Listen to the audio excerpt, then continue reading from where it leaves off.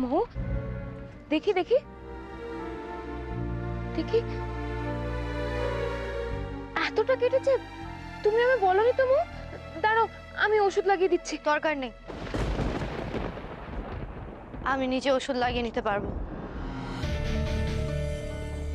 লোক দেখানির ঢং, খালি ক্রেডিট নেওয়ার চিন্তা। আমার ব্যাপারে তোমাকে নাক গলাতে দেব না। মৌ, অনেকটা কেটেছে তো, দেখ না ওষুধ লাগিয়ে। বলছি তো দরকার নেই। মৌ, তুমি আমার উপরে রাগ করেছো তাই না?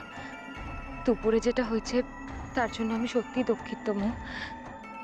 আমি মানছি তুমি মায়ের কাছে ছোট থেকে ছিলে, তুমি মায়ের সাইকোলজিটা বেশি ভালো বোঝো। তাহলে মানলে তো? না মানার তো কিছু নেই, আমি তো ছোট থেকে মাকে পাইনি, তাই অজান্তেই মা বাবাকে এক করার জন্য আমি হয়তো মাকে কষ্ট দিয়ে ফেলেছি।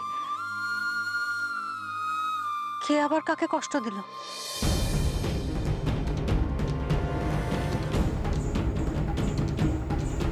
কি হয়েছে রে বনি?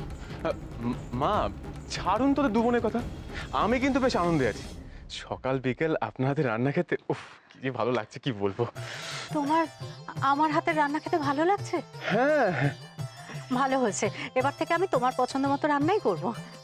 কেন তুমি ওকে প্রায়োরিটি দেবে কেন? ওমা, জামাই বলে কথা। দেখছো মৌ, দেখো জামাইকে পেয়ে মা আমাদের দুই বোনকে একদম সাইড লাইনে ঢেলে দিয়েছে। না না না না না, ওসব হবে না। মো, আগে মেয়ে তারপর জামাই, নাহলে কিন্তু আমরা বুক হরতাল করবো, বলে দিলাম। হ্যাঁ হ্যাঁ হ্যাঁ, করো করো করো, তাহলে বরঞ্চ আমার ভাগটা একটু বেশি হবে। তবে রে তাই নাকি? বনি বনি মারবে না।